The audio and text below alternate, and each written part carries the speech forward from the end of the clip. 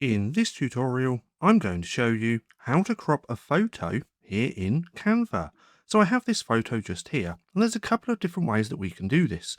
First, if we just click onto that image, we can then crop by bringing in each section until we have the image or the photo how we want it, just like that. So that's probably the easiest way.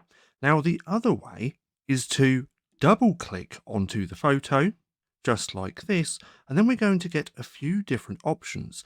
Now we can play around with Smart Crop, we can also use Expand, so we can expand the photo if you have Canva Pro, but if we look just here, we have Aspect Ratio, and here there's lots of different presets, so we can do 1 by 1, we can do 16 by 9, and quite a few more, as you can see. Now if you don't quite like how it's been cropped, then we can simply click onto the image and just move around in this 16 by 9 frame, or whichever one you choose, until we have the image how we want. Then all we have to do is click Done, and as we can see, our image, our photo, has now been cropped. So that's just how easy it is to crop a photo here in Canva.